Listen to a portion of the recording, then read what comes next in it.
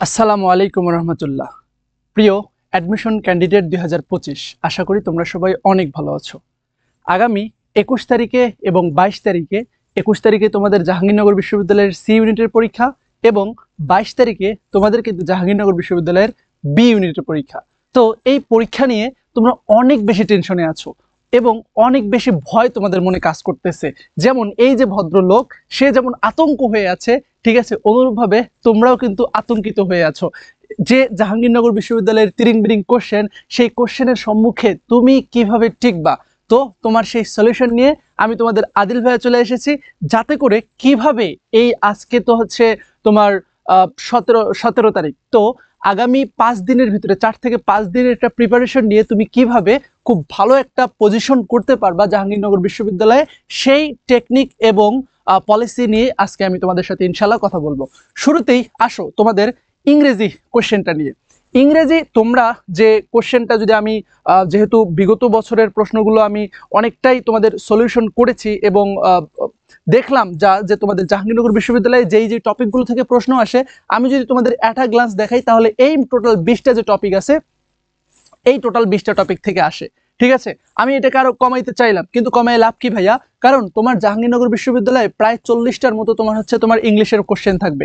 এছাড়াও তোমরা জানো কি না হয়তোবা যে জিকে, হ্যাঁ, জিকে এবং জিকে এবং ইংলিশ, ঠিক আছে, এই প্রশ্নগুলো মিলায় তোমার ফুল কোশ্চেনের 80% তোমার এমন কোশ্চেন পুরো ফুল ইংলিশ ভার্সনে করা হবে। সো যেমন 24-25 সেশনে কিন্তু এইটাই হয়েছিল, 80% প্লাস যে প্রশ্নগুলো, সেই প্রশ্নগুলো কিন্তু ইংলিশ ভার্সনে করা হয়েছিল জিকের এবং ইংলিশের। এখন আসো ইংলিশের ভিতরে তোমার কোন কোন টপিক থেকে প্রশ্ন আসবে। ইংলিশের ভিতরে যেই টপিকগুলো স্বাভাবিক ন্যাচারাল ভাবে তোমরা পড়ে থাকো, সেই টপিকগুলো তো আছে। নতুন তোমাকে যেটা পড়তে হবে সেটা হচ্ছে 1 নাম্বার, সেটা হচ্ছে এই যে মিসসেলেনিয়াস টপিক থেকে তোমার কিন্তু এই একটা প্রশ্ন থাকবেই থাকবে, একটা থেকে দুইটাও থাকতে পারে। ঠিক আছে, তো এই মিসসেলেনিয়াস টপিকটা কি এবং মিসসেলেনিয়াস জিনিসটা কি তুমি যদি না বুঝে থাকো, তাহলে কিন্তু আদিল স্যার ইংলিশ যে তোমাদের আমার যে ইউটিউব চ্যানেলটা আছে, সেইখানে কিন্তু আমি সুন্দরভাবে তোমাদের এই মিসসেলেনিয়াসের উপরে কিন্তু বিশদ একটা দীর্ঘ কিন্তু ক্লাস কিন্তু নিয়েছে, সেই ক্লাসটা তোমরা দেখতে পারো। তাহলে আশা করি তোমার এই মিসসেলেনিয়াস বিষয়টা ক্লিয়ার হয়ে যাবে। এরপরে নতুন তোমাকে যেটা শিখতে হবে সেটা হচ্ছে এই যে অ্যানালজিটা তোমাকে একদম প্রপার ওয়েতে শিখতে হবে। ভাইয়া কোথা থেকে শিখবো? অ্যানালজির জন্য তুমি যেটা করতে পারো, যে এই যে মাস্টার বইটা আছে, হ্যাঁ, এই যে মাস্টার যে ইংলিশ বইটা আছে, মাস্টার ইংলিশ বইয়ে প্রায় 150টার মতো অ্যানালজি দেওয়া আছে। ওই 150টা অ্যানালজি তুমি যদি রিভিশন করতে পারো, ওই 150টা অ্যানালজি তুমি যদি শেষ করতে পারো, তাহলে ইনশাআল্লাহ সেইখান থেকেই কিন্তু তুমি অ্যানালজি 100% কমন পাবা। এরপরে নতুন তোমাকে আরেকটা কোন জিনিসটা শিখতে হবে, নতুন তোমাকে যেটা শিখতে হবে সেটা হচ্ছে লিটারেচার। স্বাভাবিকভাবে ট্রুলি ট্রাস্ট মি, একদম যদি সত্যি কথা বলি, তাহলে এই লিটারেচার পার্ট থেকে যে 2-3টা প্রশ্ন আসে, ঠিক আছে, এই প্রশ্নটা তোমার ভাগ্য যদি ভালো হয়, তাহলে তুমি এই লিটারেচার থেকে যে 2-3টা প্রশ্ন আসবে সেগুলো অ্যান্সার করতে পারবা। বাট তোমার ভাগ্যটা যদি খারাপ হয়, আলটিমেটলি তুমি কিন্তু এই লিটারেচার থেকে প্রশ্ন করতে পারবা না। ভাইয়া এটা কোথা থেকে পড়বো? তুমি লিটারেচার 2টা জায়গা থেকে পড়তে পারো। একটা হচ্ছে তোমার যে টেক্সট বুকটা আছে, এই টেক্সট বুকের যে কবি পরিচিতিগুলো আছে, সেই কবি পরিচিতিগুলো থেকে কিন্তু তুমি খুব ইজিলি এই যে লিটারেচার যে পার্টটা আছে, লিটারেচার পার্টটা তুমি কিন্তু কমন পেয়ে যেতে পারো। যেমন কবিদের নাম, কবিরা কোথায় জন্মগ্রহণ করেছে, হ্যাঁ, তা সে কি জন্য বিখ্যাত, কোন কোন সাহিত্যগুলো লিখেছে, এগুলোর মাধ্যমে তুমি কিন্তু খুব ইজিলি কিন্তু এখান থেকে হুবহু এই তুমি টেক্সট বুক থেকে কিন্তু লিটারেচারটা কিন্তু পড়ে ফেলতে পারো। আরেকটা আছে, সেটা হচ্ছে প্রিভিয়াস ইয়ারের যে বিসিএস কোশ্চেন ব্যাংক আছে, সেইখানে যে লিটারেচার পার্টটা আছে, বিসিএস এর যে লিটারেচার পার্টটা আছে, সেটা যদি তুমি প্রিভিয়াস মোটামুটি 15 বছর বা 20 বছরের যদি তুমি দেখে থাকো, তাহলে সেইটাও কিন্তু তোমার কিন্তু এই লিটারেচারে তুমি কিন্তু ফুলফিল একটা অ্যান্সার করতে পারবা। এরপরে বি ইউনিটের ক্ষেত্রে এবং অনেক ক্ষেত্রে সি ইউনিটের ক্ষেত্রে আরেকটা জিনিস আছে, সেটা হচ্ছে এই যে কম্প্রিহেনশন। এই কম্প্রিহেনশনটা শুধুমাত্র জাহাঙ্গীরনগর বিশ্ববিদ্যালয় না, এছাড়াও এটা কিন্তু চট্টগ্রাম বিশ্ববিদ্যালয়, রাজশাহী বিশ্ববিদ্যালয়, এগুলোতেও কিন্তু এই কম্প্রিহেনশনটা আসে। এগুলো কোথা থেকে পড়বা? এগুলো তুমি যদি হুবহু কমন পেতে যাও, তাহলে তোমাকে অবশ্যই কি পড়তে হবে বলতো? তোমাকে এই যে টোফেল যেটা আছে, হ্যাঁ, এই টোফেল পড়তে হবে। টোফেল এটা ব্যারন্সেরটাও হতে পারে অথবা হচ্ছে ক্লিপসেরটাও হতে পারে, ব্যারন্স টোফেল আর ক্লিপস টোফেল। যদি তুমি ওইখান থেকে এই কম্প্রিহেনশনগুলো পড়তে পারো, রিভিশন করতে পারো, তাহলে তুমি 100% এইখান থেকে তুমি কিন্তু টোফেলটা কিন্তু পড়লেই তুমি কিন্তু সমাধান পেয়ে যাবা। আর একটা বিষয় আছে, সেটা হচ্ছে পিন পয়েন্ট এরর।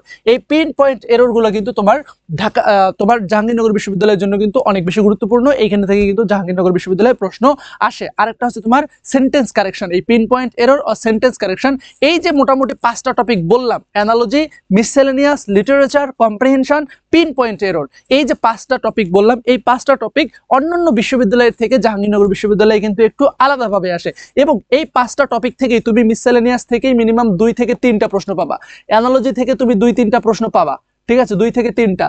তারপরে হচ্ছে এই যে লিটারেচার পার্ট থেকে তুমি 3 থেকে 4টা প্রশ্ন পাবা, ঠিক আছে। কম্প্রিহেনশন থেকে এখান থেকে তুমি মিনিমাম 4 থেকে 5টা প্রশ্ন পাবা, ঠিক আছে।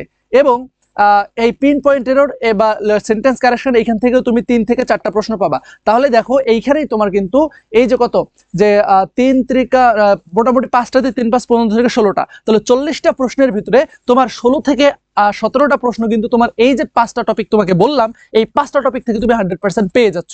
এর বাহিরের যে তোমার 25টা টপিক, মানে 25টা প্রশ্ন থাকবে, সেই 25টা প্রশ্ন তোমার যে বাকি সব গ্রামারগুলো আছে, যেমন এই যে সিনোনিম অ্যান্টোনিম থেকে তোমার মোটামুটি 7 থেকে 8টা প্রশ্ন কিন্তু তোমার থাকবে ভোকাবুলারি পার্ট থেকে, ঠিক আছে। তারপরে হচ্ছে তোমার অ্যাপ্রোপ্রিয়েট প্রিপোজিশন থেকে, এইখান থেকে কিন্তু তোমার 2 থেকে 3টা প্রশ্ন থাকবে, অ্যাপ্রোপ্রিয়েট প্রিপোজিশন থেকে 2 থেকে 3টা প্রশ্ন থাকবে। তারপরে এই যে গ্রুপ ভার্ব যেটা আছে, সেইখান থেকে কিন্তু তোমার 2 থেকে 3টা প্রশ্ন থাকবে। এই যে তোমার মোটামুটি 25টা থেকে 30টার প্রশ্ন কিন্তু তোমার এগুলো দিয়ে কিন্তু কভার হয়ে গেল। বাকি যেগুলো থাকবে মোটামুটি 10-15টা প্রশ্ন, সেই 10-15টা কিন্তু বাকি যে তোমার যে আমাদের অ্যাপ্লাইড গ্রামার যেগুলো আছে, রাইট ফর্ম ভার্ব, তারপরে verb and it's types, parts of speech, তারপরে হচ্ছে সেন্টেন্স কারেকশন, হ্যাঁ, তারপরে হচ্ছে তোমার এই যে ট্রান্সলেশন, প্রোভার্ব, এগুলো সবকিছু মিলে বাকি 15 থেকে 16টা প্রশ্ন আসবে। আশা করি তোমরা এই ইংলিশের সাজেশনটা তোমরা কমপ্লিটলি বুঝতে পেরেছো। এখন আসো ভাইয়া, আমার ইংলিশটা তো আপনি বললেন, তাহলে বাংলা এবং হচ্ছে জিকে এগুলো কোথা থেকে পড়বো? দেখো, বাংলার জন্য কথা হচ্ছে যে তুমি বাংলা ফার্স্ট পেপার এবং সেকেন্ড পেপার উভয়ের, বাংলা ফার্স্ট পেপারের ক্ষেত্রে কবির যে জীবনী, কবি পরিচিতি, তারপরে সাহিত্যের যে যুগগুলো আছে, হ্যাঁ, এগুলো তুমি খুব ভালোভাবে মনোযোগ দিয়ে পড়বা, এবং গল্পটা এবং গল্পের যে পাঠ পরিচিতি আছে এগুলো তুমি খুব ভালোভাবে পড়বা, তাহলে ইনশাল্লাহ সেখান থেকে শতভাগ কমন পাবা। ফুল সিলেবাস নাকি শর্ট সিলেবাস? অবশ্যই ফুল সিলেবাসে পড়তে হবে। কিন্তু এখানে একটা আমার কথা হচ্ছে, সেটা হচ্ছে যে ম্যাক্সিমাম স্টুডেন্ট কিন্তু তারা ফুল সিলেবাস পড়বে না, তারা শর্ট সিলেবাস পড়ে যাবে, ঠিক আছে। এবং ফুল সিলেবাস থেকে প্রশ্ন দিলেও কিন্তু 2 থেকে 3টা বা সর্বোচ্চ 1টা বা 2টা প্রশ্ন দিবে, বেশি কিন্তু দিবে না। ম্যাক্সিমাম কিন্তু শর্ট সিলেবাস থেকে থাকবে। এখন এই অল্প সময়ের ভিতরে তুমি যদি ফুল সিলেবাস কভার করতে গিয়ে শর্ট সিলেবাস যেটা আছে সেইটাই যদি রিভিশন করতে না পারো, আলটিমেটলি তোমার কিন্তু এই পড়াশোনাটা কিন্তু কোনো কিন্তু ভ্যালুয়েবল হইলো না, সেটার কিন্তু ভ্যালু থাকলো না। এই জন্য আমার পরামর্শ হচ্ছে তুমি শর্ট সিলেবাসটাই ভালোভাবে রিভিশন দিয়ে যাও, যাতে করে শর্ট সিলেবাসের কোনো প্রশ্ন তুমি যেন ভুল না করে আসো। এই তো গেল তোমার বাংলার বিষয়টা। আর জিকের বিষয়টা আসো, জিকে এবং বাংলা এটাকে তুমি আরো ভালোভাবে করতে পারবা যদি আরেকটা কাজ করো, সেটা হচ্ছে যে কোনো প্রশ্ন ব্যাংক দিবা, এবং ইংলিশের ক্ষেত্রে অ্যাজ ওয়েল অ্যাজ ইংলিশ, ঠিক আছে। সেই ক্ষেত্রে এখন শেষ সময় তোমার করণীয় হচ্ছে একটাই, সেটা হচ্ছে প্রশ্ন ব্যাংক সলভ, প্রশ্ন ব্যাংক সলভ, প্রশ্ন ব্যাংক সলভ। প্রশ্ন ব্যাংক সলভের কোনো মানে প্রশ্ন ব্যাংক সলভের কোনো বিকল্প নেই। এর পাশাপাশি তুমি বিসিএস প্রশ্ন ব্যাংক কিন্তু সলভ করতে পারো। তো বিসিএস এর প্রায় 35 থেকে শুরু করে 49 পর্যন্ত এই যে বিসিএস প্রশ্ন ব্যাংকের সলভ ক্লাস কিন্তু আদিল স্যার ইংলিশ এইখানে কিন্তু তোমাদের দেওয়া আছে, তোমরা সেখানে কিন্তু তোমরা করে নিতে পারবা। এবং বাকি থাকতেছে প্রিভিয়াস ইয়ার কোশ্চেন ব্যাংক, ঠিক আছে। প্রিভিয়াস ইয়ার কোশ্চেন ব্যাংক তোমরা যদি নিয়মিত সলভ করো এই সামনে যে কয়টা দিন আছে, এবং শুধুমাত্র প্রশ্নটা সলভ করলে হবে না, প্রশ্নের পাশাপাশি তোমার যে ব্যাখ্যাটা আছে, এই এক্সপ্লেনেশন বা ব্যাখ্যাটা তোমাকে পড়তে হবে। ওই ব্যাখ্যা থেকে তুমি দেখবা হুবহু তুমি জাহাঙ্গীরনগর বিশ্ববিদ্যালয়ে কিন্তু প্রশ্ন কমন পাচ্ছ। তো তোমরা যারা জাহাঙ্গীরনগর বিশ্ববিদ্যালয়ে বি এবং সি ইউনিটে পরীক্ষা দিবা, তোমাদের সবার জন্য অনেক অনেক অনেক শুভকামনা রইল। ইনশাআল্লাহ বাংলা এবং ইংলিশ এবং আইসিটি, বাংলা ইংলিশ এবং হচ্ছে তোমার জিকে, এই 3টা পার্টে তোমরা অনেক ভালো করতে পারবা। বাকি দেখতেছে আইকিউ এবং হচ্ছে তোমার ম্যাথ। বি ইউনিটে ম্যাথ আসে, সেটা 9-10 যে বেসিক ম্যাথগুলো আছে সেগুলো থেকে আসে। আর সি ইউনিটে কিন্তু 5 থেকে 6টা তোমার আইকিউ প্রশ্ন থাকবে। তো আইকিউ প্রশ্নের জন্য কিন্তু আমি একটা তোমাদের ক্লাস নিয়েছি, সেই ক্লাসটা তুমি যদি দেখো, ইনশাআল্লাহ তোমার আইকিউ নিয়ে আর কোনো ঝামেলা থাকবে না। আমি যে প্র্যাকটিসটা দিয়েছি সেই প্র্যাকটিসটা করলেও তোমার কিন্তু আইকিউ নিয়ে আর কোনো ঝামেলা থাকবে না। সো আজকের মতো এখানেই, সবাই ভালো থাকো, সুস্থ থাকো, আল্লাহ হাফেজ।